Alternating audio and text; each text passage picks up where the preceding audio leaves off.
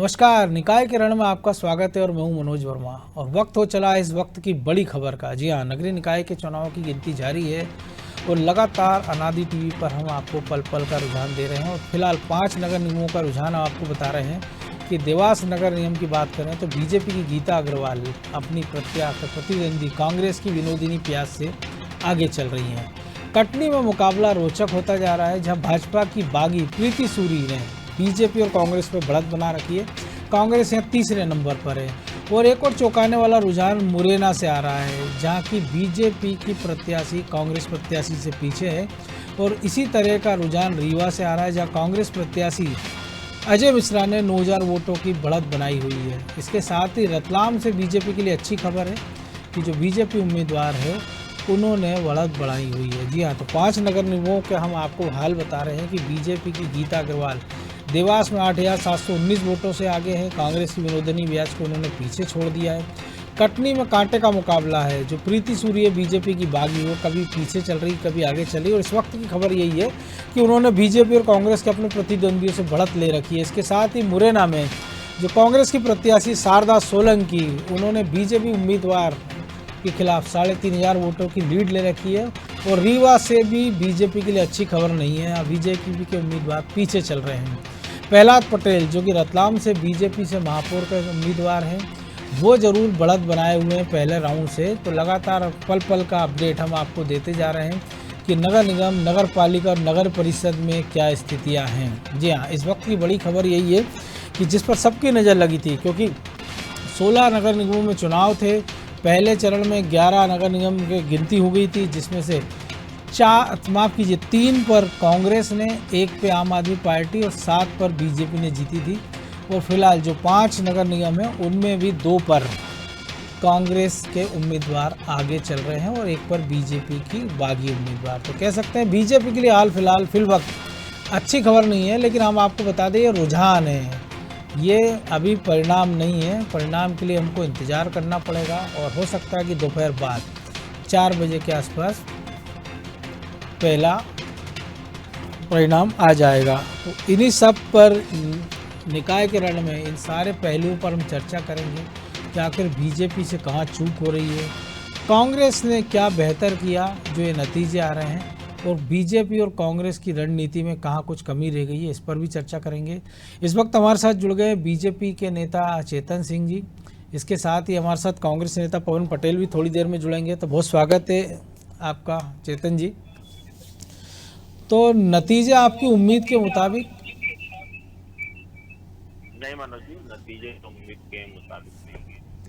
Bharatiya Janata party पहले हमारा score, इस बार के स्कोर में कमी देखने को मिली है। पहले चरण में भी और दूसरे चरण में भी जिस प्रकार की अभी बढ़त, लेकिन ये अभी शुरुआती रुझान है।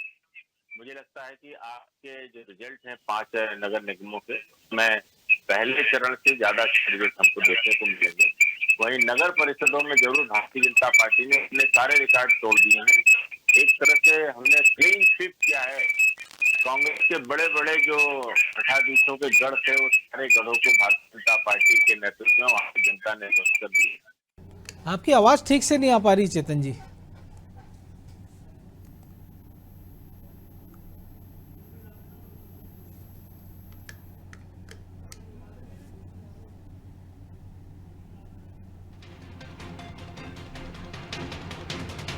चेतन सिंह जी से हम चर्चा करेंगे। इस वक्त उनकी जो तकनीकी खराबी, हमारी टीम उसको दूर करने का प्रयास कर रही है। लेकिन बड़ी खबर इस वक्त की हम जो हमारे दर्शकों को हम बता दें कि नगर निगम के जो 5 जगह चुनाव होने के नतीजे आना थे, इसमें 2 पे बीजेपी बढ़त बनाई हुई है, 2 पर कांग्रेस और 1 पर बीजेपी की बागी प्रीति सूरी ने बढ़त बनाई हुई है। इसके साथ ही नगर पालिका और नगर परिषद में बीजेपी ने अच्छा प्रदर्शन किया है। उसके उम्मीदवारों ने ज़्यादातर जगहों पर जीत हासिल की है। मुख्यमंत्री के क्षेत्र की बात करें बुधनी की, बीजेपी को अच्छी सफलता मिली है। इसके साथ ही जो मंत्री हैं भूपेंद्र सिंह, उनके चुनावी क्षेत्र में भी कांग्रेस का सफाया हो गया है। तो कुल मिलाकर कह सकते हैं कि जो नगर निगम के जो नतीजे हैं कि महापौर की अगर हम बात करें तो कांग्रेस के लिए अच्छी खबर है, लेकिन बीजेपी के लिए फिलहाल अच्छी खबर नहीं। जी चेतन जी हमारे साथ एक बार फिर से जुड़ गए हैं। जी चेतन जी। देखिए मनोज जी, निश्चित रूप से इस प्रकार के नतीजे की हमने कल्पना नहीं की थी। हमको लग रहा था कि 16 का 16 स्कोर हमारा फिर से रहेगा। नगर पालिका नगर परिषद में हमें बेहतर परिणाम की उम्मीद थी और निश्चित रूप से जो उम्मीद थी उससे भी आगे जाकर के जनता का जनादेश भारतीय जनता पार्टी के पक्ष में आया है। कांग्रेस के सारे नेताओं के जो किले हुआ करते थे वो सारे किले अब ध्वस्त हो चुके हैं। नगर निगम में अपेक्षा के अनुरूप परिणाम नहीं आया, यह हम सबके लिए भी शोध का विषय है। सारे चुनाव के परिणाम आ जाए उसके बाद भारतीय जनता पार्टी इन सारे ही परिणामों की समीक्षा करेगी। और हम तो जब जीत में भी अपने परिणामों की समीक्षा करते हैं, तो अगर कहीं हम हारे हैं या हार जाएंगे तो निश्चित रूप से हम उसकी गहन लेकिन समीक्षा एक तरफ करेंगे। आप कह रहे हैं कि अनुकूल परिस्थितियां थी, कांग्रेस खत्म हो गई है, सिमटती जा रही है, जनाधार नहीं बचा, और इसके बाद अगर ये नतीजे आ रहे हैं तो कहीं ना कहीं चिंता का विषय है। क्योंकि पिछली बार भी हमने देखा था जब 11 नगर निगम के नतीजे आए थे, तो बुरहानपुर की अगर हम बात करें तो अगर AIMIM ने अगर 10,000 से ज़्यादा वोट नहीं हासिल किए होते तो शायद आपकी उम्मीदवार नहीं जीत पाती। उज्जैन में कांटे के मुकाबले में बामुश्किल आप लोग जीत पाए हो, और 16 के 16 में से अगर बात करो इस जो आज के जो नतीजे आ रहे हैं तो आप तो 50% पर आकर खड़े हैं। मनोज जी, अब लोकतंत्र में जो जनता ने जनादेश दिया है उसको स्वीकार तो करना पड़ेगा। हम कभी ईवीएम को लेकर के बाकी सब व्यवस्थाओं को लेकर के दोष नहीं देते। हमने हमारी तरफ से, पार्टी की तरफ से, सरकार के स्तर पर, हर स्तर पर हमने जनता की ईमानदारी और निष्ठा के साथ सेवा करने की कोशिश की है। हर परिस्थितियों में, विपरीत परिस्थितियों में भारतीय जनता पार्टी का एक एक कार्यकर्ता जनता जनार्दन के बीच में रहा। यहाँ तक कि कोरोना की विपरीत परिस्थितियों में जहां किसी का भविष्य का कोई अंदाज नहीं लगा सकता था, उन विपरीत परिस्थितियों में भी पार्टी का कार्यकर्ता आम जनता के साथ मिलकर के यथासंभव जो मदद कर सकता था हमने मदद करने की कोशिश की। उसके बाद भी जनता का जो दिया हुआ जनादेश है, देखिए हमारे कामों का ऑडिट, चाहे वो सोशल हो चाहे पॉलिटिकल हो, वो तो जनता करती है। अब हमारे इस काम के माध्यम से हम कहां तक नहीं पहुंच पाए या क्या कमियां रह गई, हमारी तरफ से हम लोगों के संज्ञान में, संगठन के संज्ञान में अगर ये कमियां होती तो हम चुनाव से पहले इसको पूरा कर लेते। तो मुझे लगता है कि जनता ने जो कमियां हमारे को बताई हैं, उन कमियों का पार्टी गहन रूप से अध्ययन करेगी। और एक तरह से 2023 का ये लिए है हमारे लिए अलर्ट भी। जी, अलर्ट चलिए, इस इसलिए वक्त है एक कि बड़ी अभी खबर हम हम आपको बता दें और दर्शकों को, उसके बाद फिर मैं उस पर भी आपका जवाब लूंगा कि खरगोन से एक खबर है जहां पिछले दिनों हमने देखा था कि दंगा हुआ था, वहां AIMIM ने नगर पालिका में अपना खाता खोल लिया। जी हाँ, इस वक्त 3 वार्डों में उन्होंने जीत हासिल की है, 7 वार्डों में वहाँ निर्दलीय जीते हैं। जी हाँ, इस वक्त की बड़ी खबर खरगोन से है जहाँ पिछले दिनों हमने देखा था कि सांप्रदायिक तनाव स्थिति बनी थी, BJP ने वहाँ पे कार्रवाई भी हुई थी सरकार की ओर से, और दंगों की वजह से खरगोन के नतीजों पर भी सबकी नज़र थी। तो वहाँ पर AIMIM ने खाता खोल लिया, तो पहले खंडवा, इसके बाद खरगोन, ये 2 जगह ऐसी है। और निमाड़ में अगर AIMIM अगर अपने घुसपैठ बनाती है तो BJP और कांग्रेस के लिए कितना बड़ा खतरा है, इसको भी समझेंगे चेतन जी से। तो चेतन जी, ज़्यादा समय नहीं बीता जब आपके प्रभारी मुरलीधर राव ने कहा था कि हमारी एक जेब में बनी है, एक जेब में ब्राह्मण है। तो ब्राह्मण तो हमने देखे इस चुनाव में, महापौर चुनाव में 16 में से 7 पर ब्राह्मण थे। तो क्षत्रियों ने एक पार्टी का क्या बिगाड़ दिया? पार्टी क्षत्रियों को कहाँ रखकर भूल गई थी, तो शायद इसका एक खामियाजा भी पार्टी को भुगतना पड़ रहा है। क्योंकि अगर ग्वालियर की हम बात करें तो बड़ी संख्या में क्षत्रिय मतदाता थे, बाकी जगह की हम बात करें तो एक बड़े वर्ग को जिसको आपने साधने का प्रयास नहीं किया। और जाति समीकरण में हम देखते हैं BJP भरोसा करती है, क्षेत्रीय संतुलन का ध्यान रखती है, सारी चीज़ों का ध्यान रखती है। तो ये एक बड़ा संतुलन आपसे कैसे बिगड़ गया, इसकी अनदेखी कैसे हो गई? देखिए मनोज जी, भारतीय जनता पार्टी के संगठन ने निश्चित रूप से सारी बातों का अध्ययन किया है। और पहले का जो हमारा चुनाव परिणाम था, जो विधानसभाओं के परिणाम है, मुझे लगता है कि कहीं ना कहीं जिस समाज वर्ग की आप बात कर रहे हो, हमने उसको इग्नोर नहीं किया। शायद उसने पिछले चुनाव में भारतीय जनता पार्टी का उतनी ताकत के साथ नहीं दिया जितनी ताकत के साथ भारतीय जनता पार्टी उनको लेकर के चलती है। आप देखिए, भारतीय जनता पार्टी के तमाम कद्दावर नेता हैं जो राजपूत और ठाकुर वर्ग से चुन करके आते हैं, चाहे वो माननीय नरेंद्र सिंह तोमर जी का मामला हो, चाहे रामपाल सिंह जी का हो, चाहे भूपेंद्र सिंह जी का, बहुत सारे ऐसे नाम हैं जिनको मैं तो ये जो आप नाम बता रहे हैं सारे के सारे तो जीते हैं, और हमने देखा दिग्विजय सिंह को हार का सामना करना पड़ा है। तो अगर ऐसा होता तो ये नतीजे शायद विपरीत होते। दिग्विजय सिंह जी का चुनाव बहुत अलग था। अजय सिंह हमने देखा चुनाव हारे हैं।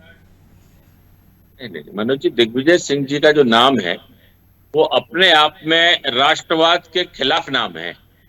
और मैं ये नहीं कहूंगा कि दिग्विजय सिंह जी लीडर नहीं है। दिग्विजय सिंह 2 बार मुख्यमंत्री रह चुके हैं, मध्य प्रदेश के सीनियर लीडर हैं, देश के सीनियर लीडर हैं। लेकिन उनकी जो जवान है, जो उनके विचार है, वो कहीं ना कहीं इस देश के राष्ट्रवादियों को चुभते हैं। और ये समझ लीजिए कि आज के दौर में जो बदली हुई परिस्थितियां हैं, जो देश के खिलाफ बात करेगा उसको जनता स्वीकार नहीं करेगी, चाहे वो किसी भी राजनीतिक दल का हो, किसी भी जाति धर्म मजहब पंथ का हो, उसको स्वीकार जनता नहीं करेगी। दिग्विजय सिंह जी को अपनी करनी का फल मिला है, लेकिन भारतीय जनता पार्टी ने किसी भी जाति धर्म संप्रदाय पंथ के साथ अन्याय नहीं किया। आपने देखा होगा राष्ट्रीय स्तर से लेकर प्रादेशिक स्तर पर भी जिन वर्गों को कभी किसी ने छूने की कोशिश नहीं की, उस वर्ग तक भारतीय जनता पार्टी ने पहुंचने का काम किया है। और रही बात जिस वर्ग की आप बात कर रहे हैं, ठाकुर राजपूतों की, समय आने पर हम उनके बारे में भी विचार करेगी पार्टी, और पार्टी उनका भी ध्यान रखेगी, पार्टी उनको भी आगे बढ़ाने का काम करेगी। तो ब्रजेश जी हमारे सहयोगी जुड़ गए, ब्रजेश हमारे साथ, कि जिस प्रकार के हम चर्चा भी की थी पिछली बार जब 11 नगर निगम के नतीजे आए थे, और आज भी जो नतीजे आ रहे हैं, तो आपको नहीं लग रहा है कि बीजेपी के लिए करारा सबक है कि कहीं ना कहीं प्रत्याशी चयन में कुछ गड़बड़ियाँ हुई है, या एक बड़ा वोट बैंक ऐसा है जिसकी अनदेखी की गई? चाहे हमने सिंगरौली के नतीजों की बात करें कि सामान्य सीट पर आपने ओबीसी चेहरा दिया तो कहा गया कि वहाँ पे ठाकुर ब्राह्मणों की अनदेखी की गई। रीवा का नतीजा भी बता रहा है कि कहीं ना कहीं पार्टी से चूक हुई है, क्योंकि जिस प्रकार से हमने देखा कि मंत्रिमंडल में स्थान मिलना था ब्राह्मणों को, जब नतीजे आए थे कहा गया था कि राजेंद्र सिंह को भी स्थान मिलेगा, लेकिन गिरीश गौतम को विधानसभा अध्यक्ष बना दिया। तो ये एक सबक है पार्टियों के लिए। इसके बाद पवन पटेल भी हमारे साथ जुड़ गए हैं कांग्रेस से, उनके पास भी हम जाएंगे। जी ब्रजेश जी, एक प्रतिक्रिया निश्चित तौर पर एक सबक है मनोज जी कि जो आप फार्मूले बना रहे हो, जिस तरह से हम कांग्रेस में देखते हैं कि क्षेत्रवाद चल रहा है, कि आपने नेताओं को सुपुर्द कर दिया क्षेत्र को। पहले पार्टी में ऐसा होता नहीं था, पार्टी में बाकायदा सर्वे होता था, नीचे से नाम मंगाए जाते थे, प्रोसीजर रहता था पूरा, उसका पालन किया जाता था। लेकिन हम देख रहे हैं कि रीवा आपने दे दिया कि आप जिसको चाहो, भोपाल आपने जिसको चाहो उसको दे दिया।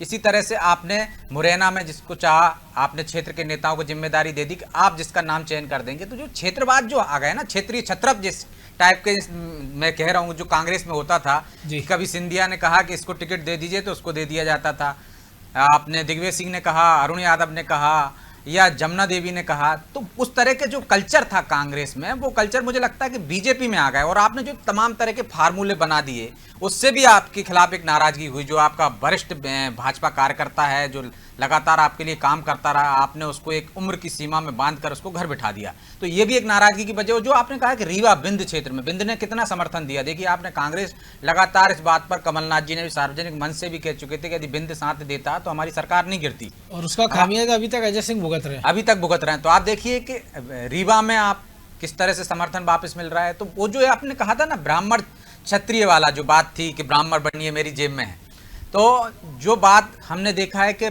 खासकर बिंद की हम बात करें तो वहाँ पे ब्राह्मण और ठाकुर के ही इर्द गिर्द राजनीति रहती है मनोज जी।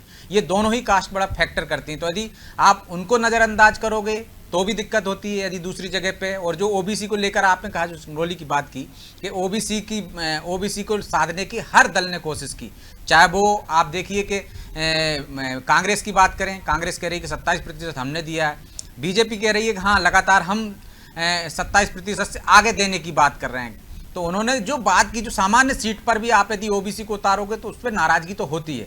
लेकिन यदि आप लगातार जो यदि एक फीडबैक लेकर काम करेंगे, जो आप मनचाहे यदि टिकट नहीं देंगे, तो मुझे लगता है कि बीजेपी को एक सबक तो मिला है इससे कि आपको अपनी जो गाइडलाइन आपने बनाई है, जो एक कल्चर आप में नया आया, उस पर पुनर्विचार करना चाहिए कि क्यों ये गलती हुई, जनता हमसे नाराज क्यों हो रही। जो बम्पर समर्थन दिया था, हम देख रहे हैं कि कटनी हो या आप देख लीजिए मुरैना हो, क्यों पीछे हैं आप। जो नरेंद्र सिंह तोमर का गढ़ क्षेत्र है, मान लीजिए आप क्षेत्र है उनका, वहाँ पे आप इतने बड़े बड़े नेता हैं आपके, ग्वालियर में आपको लगातार क्यों, जब एक और छत्रप आपके पाले में आ चुका है, जब जो सिंधिया आपके पाले में आ चुके हैं, ऐसा कहा जाता है कांग्रेस के पास वहाँ कोई ऐसा नेता नहीं है जिसके नाम पे, जिसके चेहरे पर वोट दिए जा सके, फिर आपको ये हार क्यों हो रही है, इस पर भी एक बार विचार करने की जरूरत है मुझे लगता है मनोज। बिल्कुल। तो पवन जी, एक अच्छी खबर है कांग्रेस के लिए लंबे समय बाद, लेकिन चूक आपसे भी हो गई लगता है, क्योंकि जहाँ जहाँ आपके महापौर बने हैं, लेकिन परिषद वहाँ बीजेपी की है। अगर छिंदवाड़ा को अपवाद छोड़ दे, और आज भी जो नतीजे आ रहे हैं, चाहे रीवा की बात करें हम, कटनी की, रतलाम की, देवास की, मुरैना की, वहाँ पार्षद बीजेपी के ज़्यादा जीत रहे बनिस्पत आपके। पवन जी, आवाज आ रही है आपको?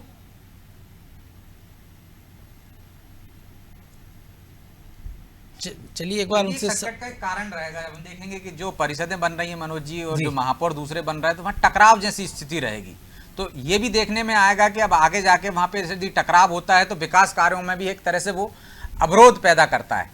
यदि परिषद दूसरे की बन रही है, भोपाल में हम महापौर देख चुके दूसरे हैं। के बन रहा है, भोपाल में हम देख चुके हैं इस तरह के हालात।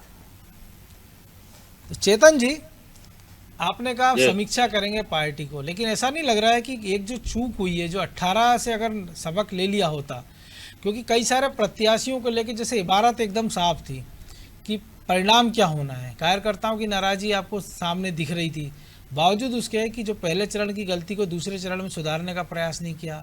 वही वोट प्रतिशत की हम बात करें, कार्यकर्ताओं की नाराजगी की हम बात करें, तो तमाम सारे ऐसे लोग चुनाव जीत गए जिनको लेकर पार्टी में विरोध था, और तमाम सारे ऐसे लोग चुनाव हार रहे हैं जिसको पार्टी ने अपनी मर्जी से थोप दिया था कि हमने तो जो कैंडिडेट तय कर दिया है उसको आपको जिताना है। तो जो कार्यकर्ताओं को, जो पार्टी देव दुर्लभ कार्यकर्ता मानती थी उसको, उस पार्टी को ये लगने लगा कि ये कार्यकर्ता तो हमारा बंधुआ मजदूर है, जिसको हम जिसके लिए पीछे छोड़ देंगे, जिसके पीछे खड़ा कर देंगे, इसकी मजबूरी उसके पीछे खड़ा हो जाएगा।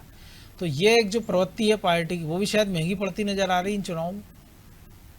और हमेशा कहा भी जाता है चेतन जी कि भाजपा को भाजपा के कार्यकर्ता ही हराते हैं, कांग्रेस नहीं हराती। तो यहाँ भी ऐसा दिख रहा है क्या? नहीं, लोकतंत्र में Bharatiya Janata party cadre based संगठन है, और कैडर बेस्ड संगठन का कार्यकर्ता किसी का पिट्ठू नहीं होता है, वो विचारधारा का पिट्ठू होता है ना? विचारधारा के लिए काम करता है, अपना जीवन वो विचारधारा के लिए काम करता है।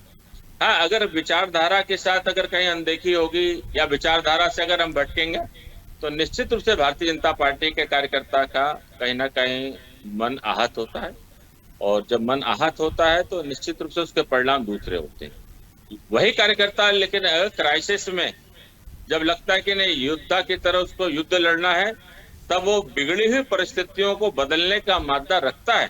और आपने अभी एक थोड़ी देर पहले कहा था ना दिग्विजय सिंह जी का, दिग्विजय सिंह जी 3 महीने से भोपाल के लोकसभा का चुनाव लड़ रहे थे।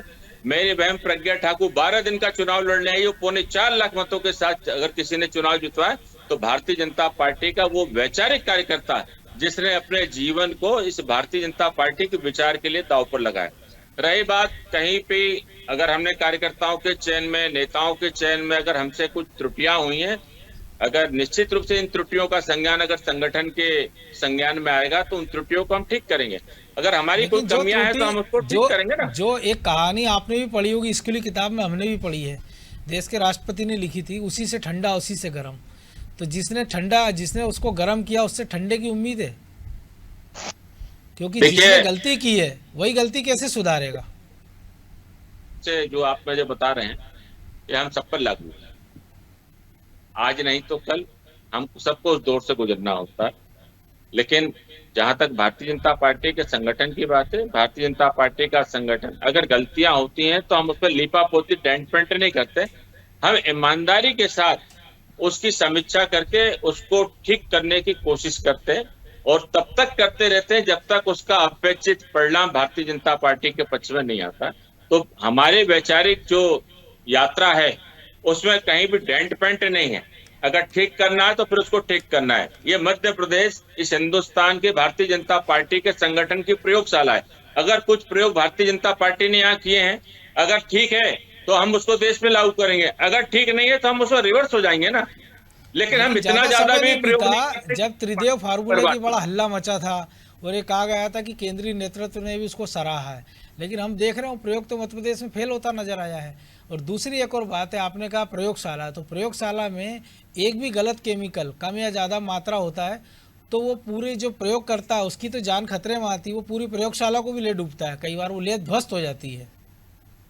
मनोज जी, मैंने कहा ना उतना ही प्रयोग करते हैं कि थोड़ा बहुत छींटे आ करके बाकी मूल संगठन हमारा बचा रहे।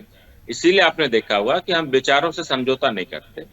हम हमारी राजनीतिक यात्रा के लिए देश को तिजंदली नहीं दे सकते। देश का जो राष्ट्र का निर्माण है वो हमारे लिए सर्वोपरि है। पार्टी सेकंड है, व्यक्ति बहुत बाद में। कई लोग कहते हैं कि भारतीय जनता पार्टी फलाना नेता के कंधे पर, उसके आधार पर, तो मैं कहता हूँ शायद ये गलतफहमी है। भारतीय जनता पार्टी अपने विचारों के कंधे पर अपनी यात्रा चलती है और उसी पर प्रारंभ करके उसी पर एंड करेगी। जब तक हम जिएंगे इस राष्ट्र के निर्माण के लिए, पार्टी की पंचनिष्ठाओं के लिए, पार्टी की विचारधारा के लिए लेकिन काम उस करेंगे। कंधे अब पे कई सारे लोग अपने अपने विचारों के साथ टंग भी गए हैं, उस पर भी हम चर्चा करेंगे। पवन पटेल हमारे साथ जुड़ गए हैं, कांग्रेस के महासचिव हैं, बिंदी से भी आते हैं। पवन जी, पहले तो आपके लिए एक अच्छी खबरें बहुत समय बाद आई हैं, और दूसरा जिस प्रकार के आज भी नतीजे आ रहे हैं, खासतौर से अगर हम रीवा की बात करें और मुरैना की, तो क्या किस नज़रिए से इसको देखा जाए? और जो सिंगरौली के नतीजे भी पिछली बार आए थे, तो क्या विंध्य में कांग्रेस अपना खोया हुआ जनाधार पाने की दिशा में आगे बढ़ रही है? देखिए, विंध्य में अपना जनाधार खोया हुआ पाने के लिए बहुत तेजी से आगे बढ़ रही है, ये सत्य है। और विंध्य के साथ साथ इस प्रदेश में और इस देश में भी कांग्रेस अपना जो खोया हुआ था उसके तरफ बढ़ रही है। खोया हुआ था कुछ भारतीय जनता पार्टी के कारणों से। भारतीय जनता पार्टी की जिस टाइप से नीतियां थी, आज हमारा जो है, आज हमारी जो स्थिति आपको देखने के लिए मिल रही है, वो उससे कई गुना बेहतर स्थिति है हमारी। लेकिन यहाँ पे हमें चुनाव जो लड़ना पड़ा, सिर्फ भारतीय जनता पार्टी से चुनाव नहीं लड़ना पड़ा, हमें पुलिस प्रशासन से चुनाव लड़ना पड़ा, हमें सत्ता से चुनाव लड़ना पड़ा। जिस टाइप का सत्ता का दुरुपयोग इन्होंने किया, उसके बाद भी आज हमारी ये स्थिति इस चीज का द्योतक है कि आने वाले 2023 में हमें अभूतपूर्व सफलता मिलेगी। मेरा बीच बीच में भी नेट कनेक्ट हो रहा था, फिर डिसकनेक्ट हो रहा था। कुछ बातें मैं चेतन जी की सुन रहा था। मेरा एक निवेदन यह है कि चेतन जी ने बोला ब्राह्मण क्षत्रिय जो अभी हमेशा इनकी जो अभी बड़ी बड़ी बातें कर रहे थे, विचारों की बात कर रहे थे, विचार तो कहीं भारतीय जनता पार्टी में है नहीं। कि जिस तरह हर वर्ग को चाहते बोलते हैं जो कि जेब हमारी जेब में है, उसको अपनी जेब का वो समझते हैं, उसको एक मतदाता या इस देश का नागरिक नहीं समझते हैं।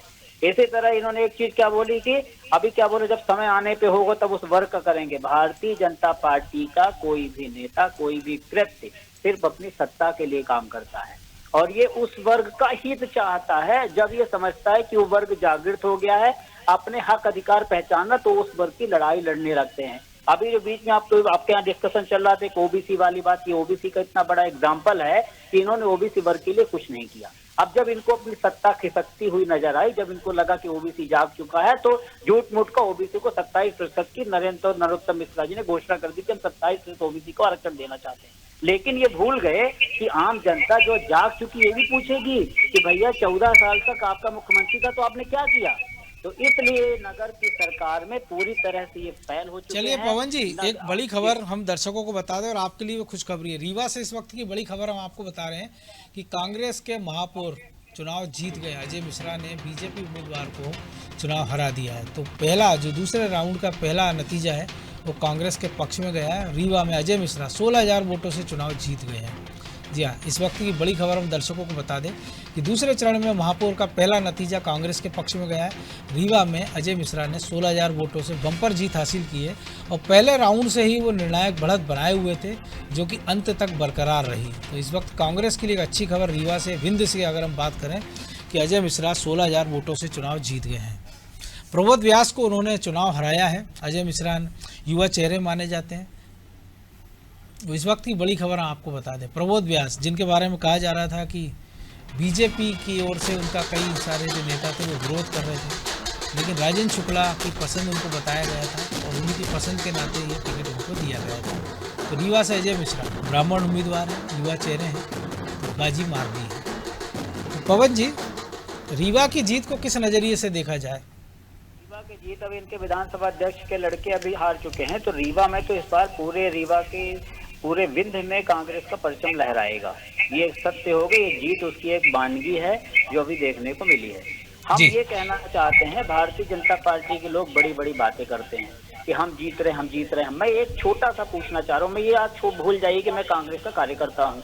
मैं ये कहता हूँ मैं एक आम आदमी हूँ, और मैं जब सुबह से उठता हूँ और शाम को जब सोता हूँ, तो जिन बातों से, जिन चीजों से हमें दो चार होना पड़ता है, एक भी ऐसी बात नहीं दिखती जो इस आम आदमी को भारतीय जनता पार्टी ने रिलैक्स दिया हो। चाहे महंगाई की बात हो, चाहे बेरोजगारी की बात हो, चाहे नगरीय निकाय सरकार में प्रॉपर्टी टैक्स की बात हो। अभी इन्होंने दूध, दही और पनीर पे जीएसटी लगा दिया। आने वाले समय वो है कि जब सोच लेंगे, अगर सांस पे भी जीएसटी लगाने वाले हैं। वजह है कि कांग्रेस पे आम आदमी भरोसा नहीं कर रहा है, तो इसमें कांग्रेस की चूक है या आम आदमी को आप दोषी ठहराओगे? और इसके साथ ही कि जहां जहां आपके महापौर जीते हैं, लेकिन परिषद बीजेपी की, यानी पार्षद उनके ज्यादा जीत रहे हैं इसके बाद भी। पवन जी, जी, हेलो, आ रही आवाज? आवाज आ रही है आपको? हाँ हाँ, मुझे आ रही, बताएं। पवन जी, हमारे साथी ब्रजेश का सवाल है कि क्या कारण इन सब के बाद भी आम आदमी आप पे भरोसा नहीं कर रहा। और दूसरा, जहाँ जहाँ आप महापौर का चुनाव जीते हैं, पहले चरण में जहाँ 3 जगह आप महापौर चुनाव जीते थे, तो अगर छिंदवाड़ा छोड़ दें तो बाकी दोनों जगह, ग्वालियर की भी हम बात कर लें, तो परिषद यानी पार्षद बीजेपी के ज़्यादा जीते हैं। नहीं, परिषद पार्षदों के जीते हैं। अगर सचमुच पार्षद के जीते हैं तो हम तो उसका स्वागत करते हैं कि हमेशा मजबूत विपक्ष होना चाहिए, जो भारतीय जनता पार्टी जिसे विश्वास नहीं करती है। हम तो उस पर विश्वास करते हैं कि मजबूत विपक्ष होना चाहिए, ताकि अच्छा काम हो, आम जनता को रिलैक्सेशन मिल सके। और मैं भारतीय जनता पार्टी के मित्र से बस इतना पूछना चाहता हूँ, चेतन जी से, कि आपको कोई वोट क्यों दे? आपने क्या चीज जो बोला था, वो जो बोल के सत्ता में किसी बातों को पूरा नहीं किया, फिर भी आपकी पवन तानाशाही जी, की उनको तो वोट दे रही है जनता, आपको क्यों नहीं दे रही? आप कहीं ना कहीं आपकी चूक है, या आप अपनी बात बेहतर तरीके से उन तक नहीं पहुंचा पा रहे हैं। ये उम्मीद कर रहे हैं कि वो बाकी के कष्टों से आकर, महंगाई से, अन्य चीजों से त्रस्त होकर आपको वोट दे। नहीं, वही तो मैं आपके चैनल के माध्यम से पूछना चाहता दीजिए, वो कह रहे हैं कि पार्टी आप, कोई भी जनता आपको वोट क्यों दे। और उसके जनता साथ ही वो इसलिए कह रहे हैं कि हमको चुनाव की जो मोर्चा था उसमें उनको पुलिस प्रशासन और बाकी लोगों से भी निपटना पड़ा, बीजेपी के साथ साथ। मनोज जी, हार के कई बहाने हो सकते हैं। मैं जब भी बैठता हूं, मैं हमेशा कहता हूं कि लोकतंत्र में जनता के जनादेश का सम्मान करो। उसके लिए कोई इफ एंड बिल्कुल बट्स नहीं होता, बहाना नहीं होता है। जी। जनता का दिया हुआ जनादेश हमको कुछ ना कुछ सीखने की सीख देता है, उसको आत्मसात करना सीखो। आज अगर आप रीवा जीत रहे हो तो ये जनता का जनादेश है। ये पुलिस प्रशासन, ईवीएम, अगर उसी पे कांग्रेस को चलना है तो चलो ना। आप 3% वोट पर आ गए ना उत्तर प्रदेश में। बाकी जगहों क्या हालत है, सब लोग आपका कुनबा छोड़ करके भाग रहे हैं, क्योंकि विचार नहीं है, नीति नहीं है, नेता नहीं है। आप अब इसका महंगाई है ये, अरे आप महंगाई की बात करते हो, लेकिन बाकी चीजों पर भी तो जाओ। फिर मैं अभी कहूंगा तो उसका विषय दूसरा हो जाएगा कि 2 साल तक लगातार इस हिंदुस्तान के 80 से 85 करोड़ लोगों को 2 वक्त की रोटी का इंतजाम इसी सरकार ने किया है। सरकारें अपने घर से नहीं देती, ये जनता का दिया हुआ टैक्स है, दिया हुआ रेवेन्यू। और आज देखिए, उत्तर प्रदेश के चीफ मिनिस्टर ने पीडब्ल्यूडी के आधे महकमे को, वरिष्ठ लोगों को सस्पेंड किया है करप्शन के आरोप में। और अभी मध्य प्रदेश की राजधानी भोपाल में जो हमारी बहन मेयर चुनाव जीती है, उसका एजेंडा यही था। लेकिन आप जो उदाहरण दे रहे हैं, लेकिन मध्य प्रदेश में मुख्यमंत्री को मंच से कहना पड़ता है कि पुलिस को डंडा चलाना चाहिए, बदमाशों पे कार्रवाई करो। भी आएगा करप्शन के चपेट में। 15 साल में तो आपको महापौर आपके ही थे ना, अब तक खत्म कर देना चाहिए था। हमारी प्रत्याशी थी, डे फर्स्ट से माननीय मुख्यमंत्री जी की उपस्थिति में कहा है कि नगर निगम भोपाल के करप्शन को मैं खत्म करूंगी। इसका मतलब ये है कि उन्होंने स्वीकार किया क्या करप्शन है।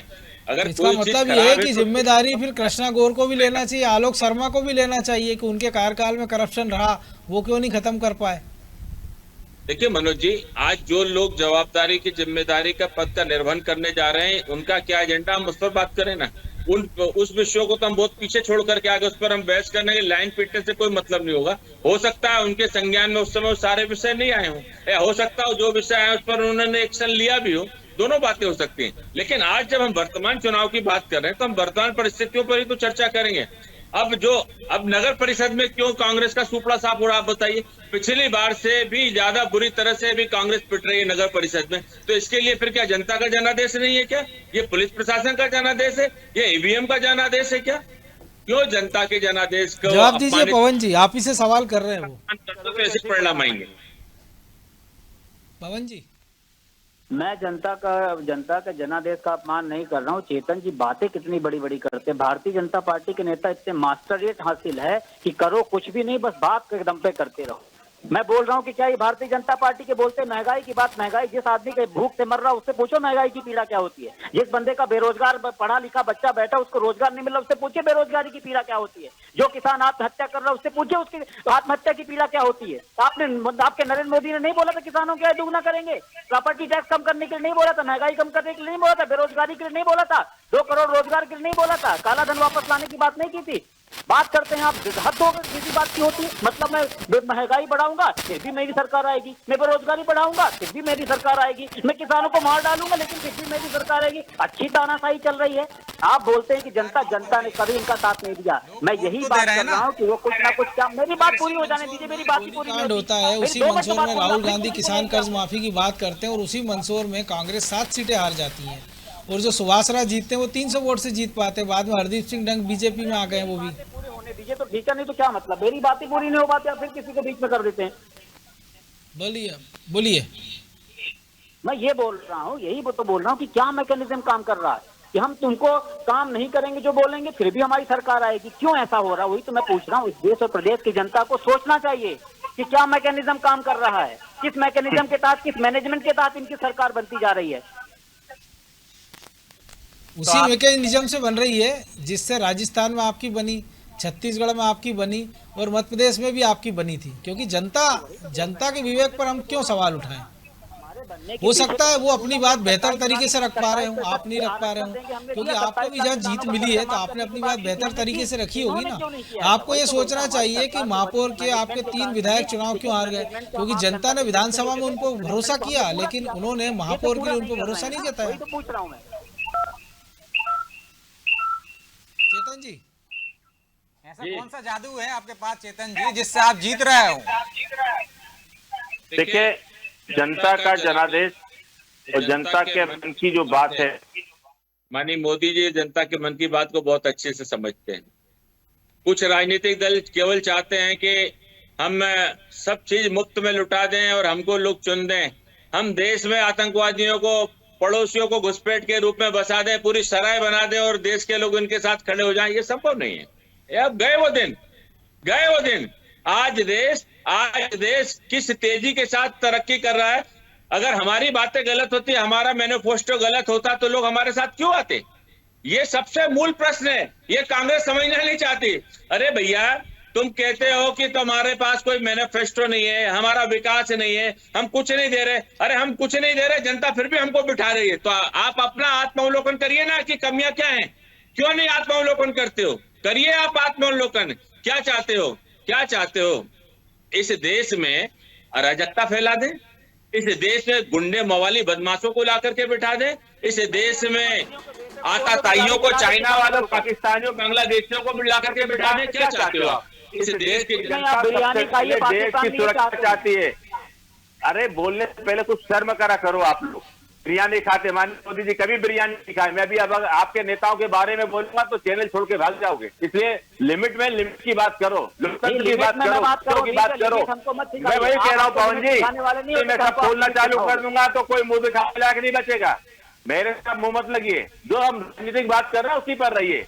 नहीं, धमकियों की बिरयानी खाइए, क्या खाना है ये सारा इतिहास जानता है। पंडित जवाहरलाल नेहरू से पूछ के आओ कि जम्मू कश्मीर में जाकर के क्या करते थे। क्या हमको मत बताने की कोशिश।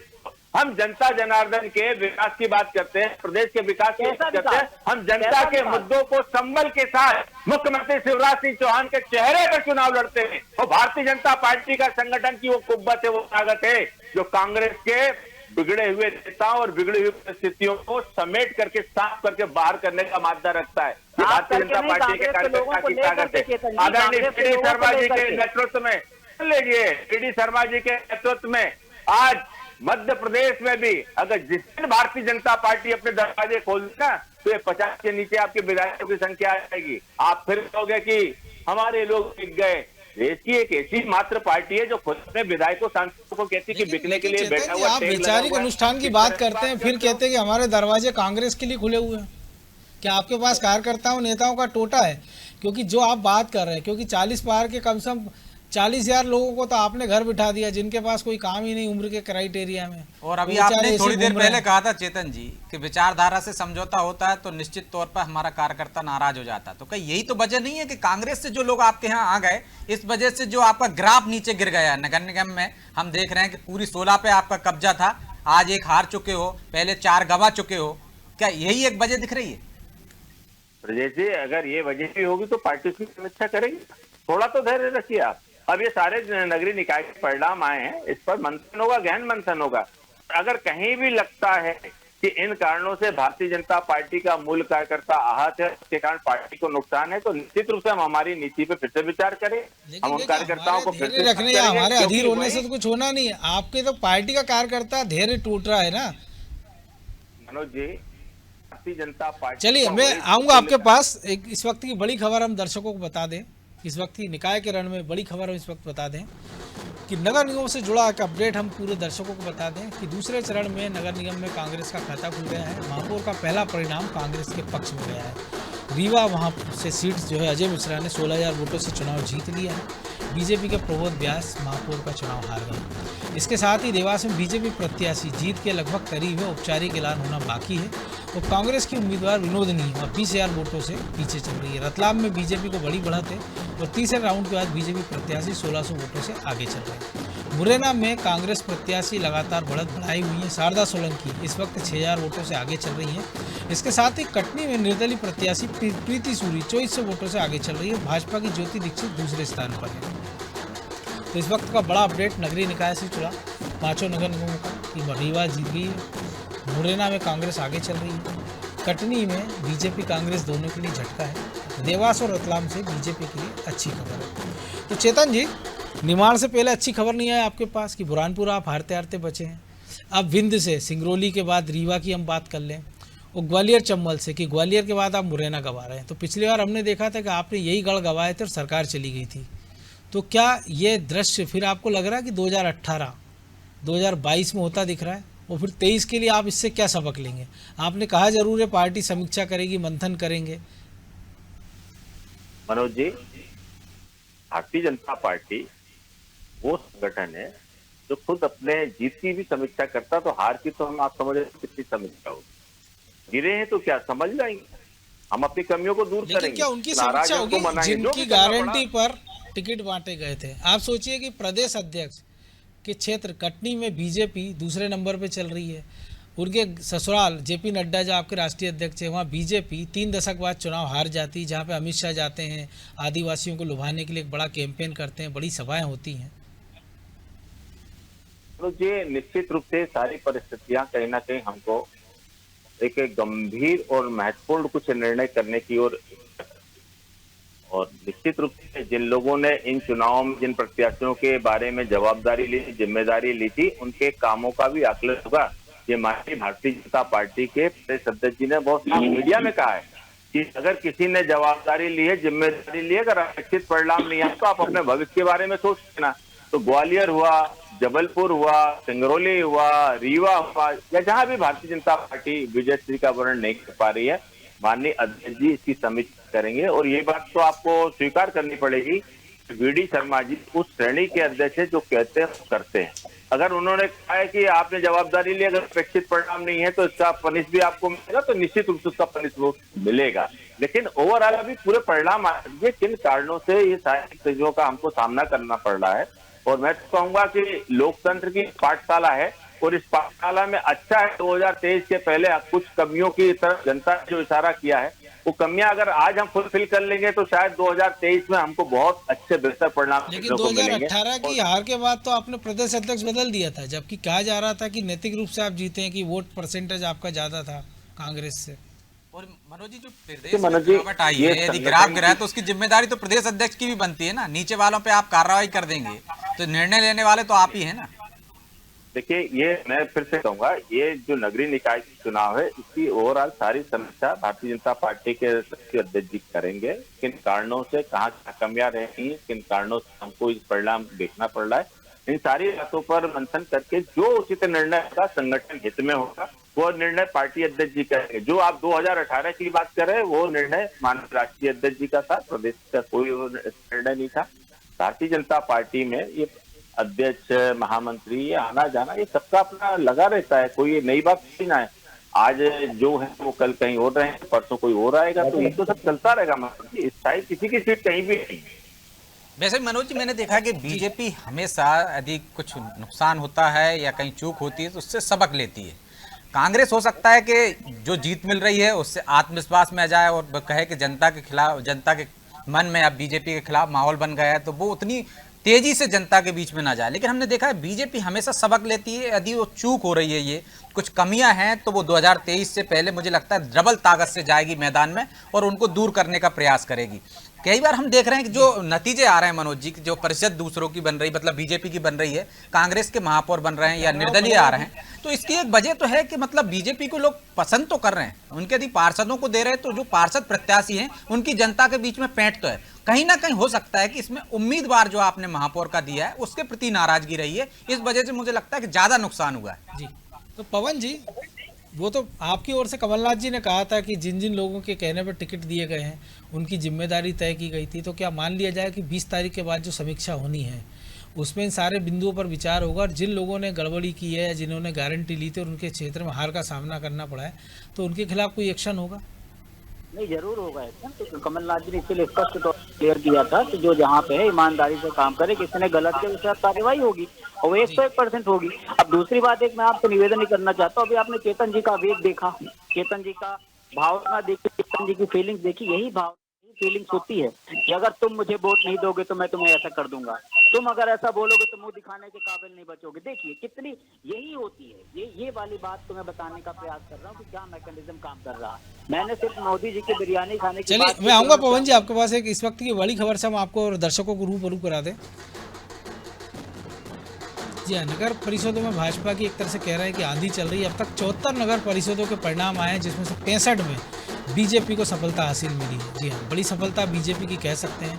उबैदुल्लागंज, सुल्तानपुर, सांची, उदयपुरा, लटेरी, शमशाबाद, जीरापुर, कोरावर, खिलचीपुर, पचोर, माचलपुर, छिपाहेड़ा, माखन नगर से लेकर तमाम सारे जो छोटी छोटी जगह खबरें आ रही है। पटेरा है, गड़ी मलहरा है, शाहपुर, बिछुआ, मांडव, ठीकरी, मेघनगर, कचराबाद, मधुसूदनगढ़, जोरा, मोट, पालनपुर, अकोदिया, तमाम जगह बीजेपी की नगर परिषद में आंधी चल रही है। पोलाय कला हो, पानखेड़ी हो, सोयत कला, शामगढ़, सीतामोई, पिपलिया मंडी, नारायणगढ़, मल्हारगढ़, गरवोट, सोयासा, भैसोदा, जो छोटी छोटी जगह से हम देख रहे हैं कि बीजेपी की एक तरह से आंधी चल रही है। और इसके साथ ही एक और बड़ी खबर से हम आपको रूबरू करा रहे हैं। चलिए, तो इस वक्त की बड़ी खबर हमने आप दर्शकों को बताई थी। तो पवन जी, आप देखिए कि महापौर में आपको जरूर सफलता मिल रही, लेकिन जो नगर परिषद है नीचे तक, वहाँ बीजेपी की एक तरह से आंधी चल रही। तो इसको कैसे देखें कि आपने भी कहीं गड़बड़ी है कि प्रत्याशी चयन में नीचे तक अपनी बात नहीं पहुँचा पाया, या प्रत्याशियों का चयन ठीक नहीं था, या जिन नेताओं को आपने जिम्मेदारी दी थी उन्होंने अपना काम ईमानदारी से या ठीक से नहीं किया? नहीं, देखिए, प्रत्याशी चयन तो काफी सोच समझ कर दिया गया है। प्रत्याशी चयन माननीय कमलनाथ जी ने कमेटियां बनी थी उसके हिसाब से हुआ है, और जहां पे भी हार हुआ उसके जो भी कारण है उस पर समीक्षा होगी। और माननीय कमलनाथ जी ने इस बार आश्वस्त किया सबको कि जो जिसकी जिम्मेदारी लेगा, अगर उस पर खरा नहीं उतरता, क्या कमी रहेगी उसका आकलन करके उसके हिसाब से आगे की गाइडलाइन तय की जाएगी। जी, लेकिन आपने अभी कहा था कि हमको प्रशासन से भी लड़ना पड़ा, लेकिन इतने निचले स्तर तक अगर बीजेपी की बम्पर जीत मिल रही है तो एक सोच विचार तो आपको करना होगा, क्योंकि समय आपके पास भी ज़्यादा नहीं बचा है, 1.25 साल का वक्त बचा है। सोच विचार तो करना ही पड़ेगा, हर पल सोचते रहना चाहिए, क्योंकि हमारा मुकाबला भारतीय जनता पार्टी जैसी फिरका परस्त ताकतों से है। हम सिर्फ एक चीज पर डिपेंडेंट नहीं रह सकते हैं। हम जिस तरह भारतीय जनता पार्टी हर चीज को इवेंट बना के काम करती है, आप छोटा सा काम करोगे तो उसका इवेंट बना के काम कर दोगे, आप एक आदमी को सहायता दोगे तो उसका इवेंट बना दोगे, ठीक है। तो हम लोग का एक मुकाबला भारतीय जनता पार्टी जैसे फिरका इवेंट तो आप भी बना सकते थे, लेकिन आप उसका इवेंट बनाते हैं जिसको लेके विपक्ष और तमाम लोग आपकी आलोचना करते हैं, सत्तारूढ़ पार्टी भी, कि जब राहुल गांधी को ईडी पूछताछ की बुलाती तो आप इवेंट बना देते, सोनिया जी को बुलाती तो इवेंट की तैयारी है, लेकिन बाकी जगह भी तो आप इवेंट कर सकते हैं, इसमें तो किसी ने रोका नहीं आपको। नहीं, अब सोनिया गांधी, राहुल गांधी को बुलाने को आप इवेंट की तुलना कर रहे हैं कि उज्ज्वला ईडी से पूछताछ होती है और पूरे देश में प्रदर्शन होता है, दिल्ली में नेता पहुंच जाते हैं। ऐसे ही आप महंगाई पे प्रदर्शन कर दीजिए, लेकिन महंगाई का प्रदर्शन आप जयपुर में करने जाते हैं। तो फोन में आवाज, अब हम बोले, मैंने कहा आप महंगाई के लिए, प्रदर्शन के लिए भी जयपुर को चुनते हैं, तो तमाम सारे राज्यों में कांग्रेस पूरी देशव्यापी पार्टी है, तो सारे राज्यों में प्रदर्शन कर दीजिए। अब आप कह दीजिए कि कल के बाद से फिर प्रदर्शन के लिए उतर जाइए सड़क पर, कौन आपको मना कर रहा है? मुझे जब बोलना होगा तो बता दीजिएगा। आप ही को बोलना है, आप ही से पूछ रहा हूँ। हाँ, तो बीच में थोड़ा सा आवाज, एक तो मैं फोन पे दरअसल तो बराबर क्लियर नहीं आ पा रही है, मैं पहले क्लियर कर दूं फिर मैं करूं, तो आप बताइए उसके ऊपर। मेरा मतलब ये है कि जो इवेंट की बात आप कर रहे हो, किसी का प्रोग्राम होना इवेंट नहीं है। कि अगर सोनिया गांधी का कोई प्रोग्राम हो गया तो इवेंट हो गया, उस इवेंट की बात नहीं कर रहा हूं मैं बात कर रहा हूं उस इवेंट की कि आपने उज्ज्वला योजना दिया किसी को, और उज्ज्वला योजना के आपने कितने के मान लीजिए एग्जांपल 50 करोड़ की उज्ज्वला योजना दिया और आपने 5000 करोड़ का विज्ञापन दे दिया, और आज वो सिलेंडर की हालत क्या है, सिलेंडर दोबारा भरवा नहीं पा रही है। इस तरह की बात करें, बेरोजगारी का आपने इवेंट लगा दिया, पता नहीं कितने जनता के खून पसीने की कमाई उस इवेंट में आपने खर्चा कर दिया, और बेरोजगारी का आलम क्या है, महंगाई का आलम क्या है। आप दूध दही जैसी चीजों में जीएसटी लगा रहे हो, बस वही समय बचा है कि हमारी सांसों पे भी आप जीएसटी लगा दो, बस उसके अलावा तो मुझे नहीं लगता कि कोई ऐसी चीज बची हो। तो मैं कह रहा हूं कि आप सत्ता में हो, आवाज मैं बात कर लूं फिर बोलिएगा प्लीज। तो अब मैं सत्ता में हो, हमारी शुभकामनाएं आपके साथ हैं, लेकिन आप अपने कार्यकर्ता अपने पार्टी के इतर आम जनता के लिए भी करो जिसके लिए आप आए हो सत्ता में। आप ये तानाशाही मत करो कि जनता हमको चुनती जा रही है, हम महंगाई बढ़ाते जा रहे फिर भी जनता चुनती जा रही है, हम बेरोजगारी करते जा रहे फिर कौन हमको क्यों चुन रही है। तो इसका ये मतलब नहीं है तानाशाही, क्या मैकेनिज्म काम कर रहा, कुछ ना कुछ तो है कि आप जितनी चीजों बोल के आओ किसी को पूरा नहीं करो फिर भी जनता आपको चुन रही है। अपने कई सारे नेताओं को कर ही दिया पवन जी क्राइटेरिया के उसमें, लेकिन ब्रजेश जी फिरका परस्ती की बात हो रही, लेकिन AIMIE ने फिर से खाता खोल लिया खरगोन में, खंडवा में हमने देखा ही था। तो इसको किस नज़रिए से देखा जाए, वो भी तब जबकि कांग्रेस के वोट काट रही है वो, और कांग्रेस कह रही है वो बीजेपी की बी टीम है। देखिए मनोज जी, नुकसान यदि ओवैसी की पार्टी आई है तो निश्चित तौर पर कांग्रेस को ही हुआ। यदि हम बुरहानपुर की बात कर लें तो बुरहानपुर में जो जीत मिली है एक तरह से उसी की वजह से मिली है मनोज जी। बिल्कुल, आप कितने 550 से आप जीते हैं लगभग, और नहीं तो उससे ज्यादा कितने वोट ले गए, 10,000 वोट AIMIM को मिले हैं। ओवैसी की पार्टी ले गई है। यदि वो 10,000 वोट किसके थे, मान के चलिए कि आप 5,000 वोट तो कम से कम कांग्रेस को भी जाते ही उसमें से। तो इस हिसाब से तो आम आदमी पार्टी भी नुकसान पहुंचा रही है, क्योंकि ग्वालियर में देखिए 40,000 से ज्यादा वोट आम आदमी पार्टी को मिलते हैं।